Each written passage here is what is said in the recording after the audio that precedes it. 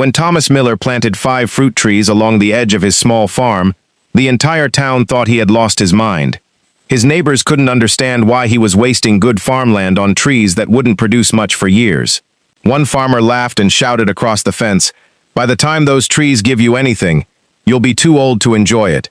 Another shook his head and said, "You should be planting corn or soybeans. Trees don't pay the bills." Every day brought another joke, another sarcastic comment, another reason why Thomas's plan would fail. But Thomas never argued. He simply smiled, picked up his shovel, and planted another tree. He wasn't planting for the next harvest. He was planting for the next generation. 10 years later, those same neighbors would drive down his gravel road, asking one simple question: "Thomas, what did you plant?" Before we reveal the 5 fruit trees that completely transformed his farm, don't forget to subscribe to Farm Lore Secrets for more inspiring farming stories and timeless agricultural wisdom. Thomas had inherited just 25 acres from his father. It wasn't the richest farmland in the county, and every season felt like a gamble. One year, drought reduced his harvest. The next year, heavy rains flooded the lower fields. Then fertilizer prices climbed, while crop prices fell.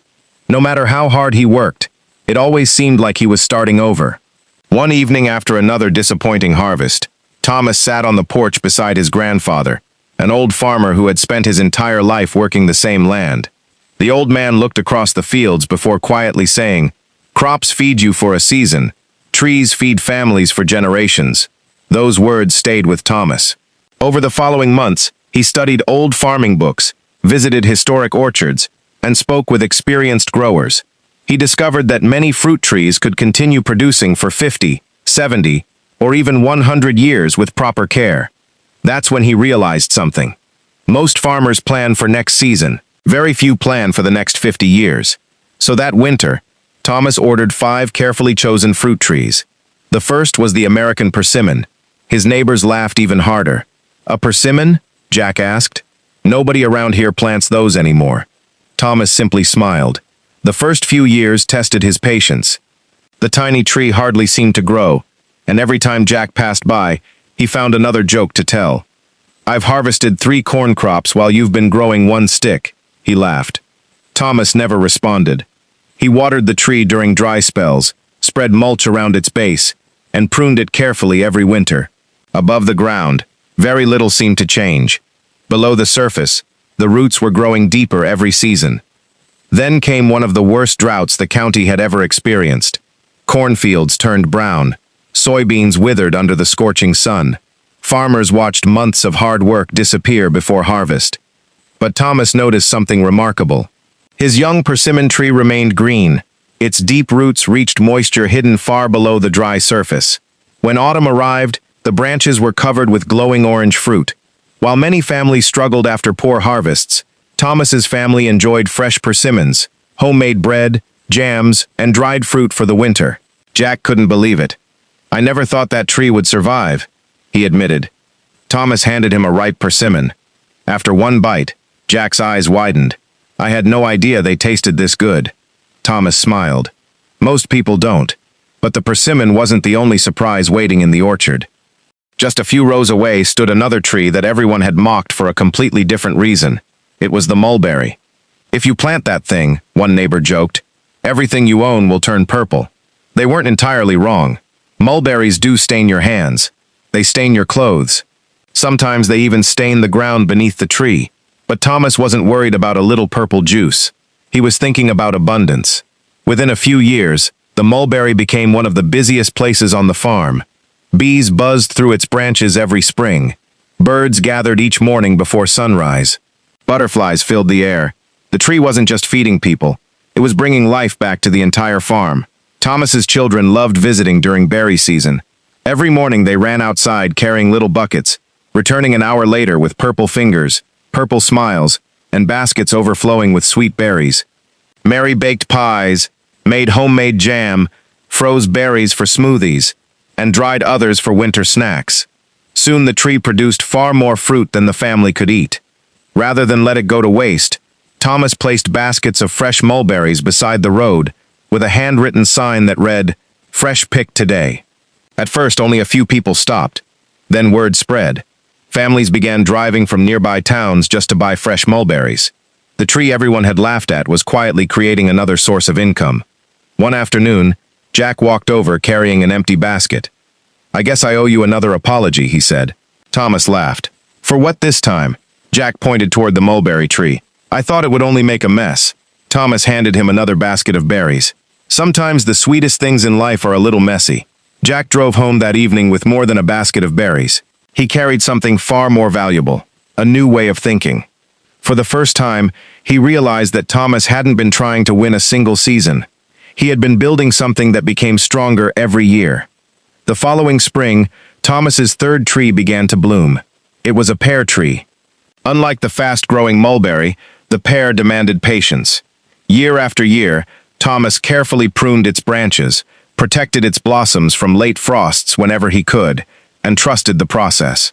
His neighbors continued to focus on crops they could harvest within months. Thomas focused on something that would reward him for decades. Then one September morning, he stepped into the orchard carrying an empty basket.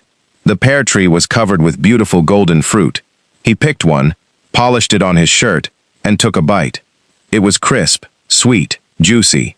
Everything he had imagined years before. Mary smiled as she tasted one herself. "Worth the wait?" she asked. Thomas laughed. Every single year of it. Soon their kitchen was filled with fresh pears, homemade pear butter, canned slices, and jars of preserves that would last through winter. The neighbors noticed. Once again, they stopped at the fence. Once again, they asked questions instead of making jokes. And once again, Thomas welcomed them with a smile. He wasn't interested in proving anyone wrong. He simply wanted to show them what patience could accomplish. By now, the orchard had become more than a collection of fruit trees.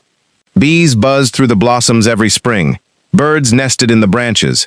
Butterflies drifted across the fields. The soil beneath the trees stayed cooler during the summer and held moisture longer after rainfall. Thomas realized that every tree was helping the others. Nature worked as a team. Then came the fourth tree, a chestnut. Most people thought he had finally gone too far. "Who's going to eat chestnuts?" One farmer laughed. "They're old-fashioned." Thomas simply replied, "Sometimes the old ways are forgotten, not because they stopped working, but because people stopped paying attention." Years passed, and the chestnut tree grew taller and stronger. Then one autumn, spiny green burrs began dropping to the ground. Inside them were shiny brown chestnuts. Thomas's children had never seen anything like them. He roasted the chestnuts over a fire, and the rich, warm aroma filled the farmhouse. The children couldn't stop eating them. Mary experimented with chestnut flour and homemade bread. Neighbors who remembered eating chestnuts as children smiled as old memories returned. Many younger families tasted them for the very first time. Thomas wasn't just growing food anymore. He was preserving traditions that had almost disappeared. One afternoon, Jack walked slowly through the orchard, looking at each tree, the persimmon, the mulberry, the pear, the chestnut. Finally, he turned toward Thomas. "I spent years chasing bigger harvests." Thomas nodded. "So did I. The difference is," Jack continued, "you decided to build something that gets better every year." Thomas smiled. "I stopped asking what would make me money this season. I started asking what would still be feeding my family when I'm gone." Those words stayed with Jack. Before long, other farmers began planting fruit trees of their own. Not because Thomas told them to, because they had seen the results with their own eyes. But there was still one tree left. Ironically, it was the tree everyone thought they already understood, the apple tree. Most people assumed growing apples was simple. Thomas knew better. He spent weeks researching varieties that matched his climate and planted compatible trees that would pollinate each other naturally. The extra planning made all the difference. Within a few years, the apple trees were producing incredible harvests. Bright red apples, golden apples, crisp green apples. The branches bent under the weight of the fruit. Every autumn became a celebration. The family gathered with baskets. Children laughed as they reached for apples hanging just above their heads. Mary baked pies, made applesauce, cider, apple butter, and dried apples for the winter. Even after sharing with friends and neighbors, there was always plenty left. The orchard had become everything Thomas had dreamed of. One year, the town invited him to speak at the annual harvest festival. Standing before dozens of farmers, he looked out at familiar faces. Some had laughed at him years earlier. Some had doubted every decision he made. Thomas smiled and said, "I didn't plant these trees because I was smarter than anyone else. I planted them because I realized I had been thinking too small. Annual crops are important. They feed us today. But trees teach us to think about tomorrow." He paused for a moment before continuing. "Every tree in my orchard started smaller than a shovel. People laughed because they judged the first year. They never imagined the 10th. The crowd fell silent. Then Jack stood up. "I was one of those people," he admitted. "I laughed at Thomas. I told him he was wasting his land." He looked around the room before saying something no one expected. The biggest mistake wasn't that Thomas planted those 5 trees. The biggest mistake was that the rest of us didn't. Years later, Thomas often walked through his orchard at sunset. The persimmon still produced baskets of sweet fruit.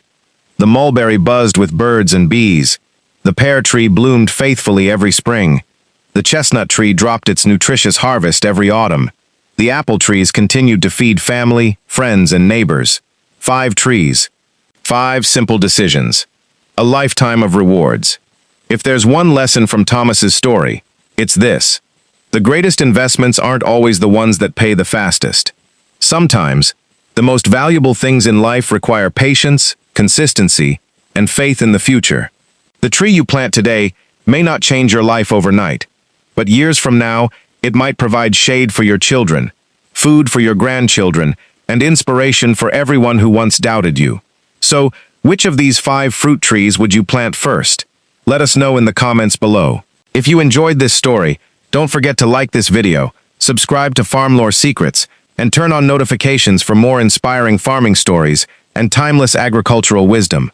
Until next time, keep growing, keep learning, and remember, the best time to plant a tree was years ago. The second best time is today.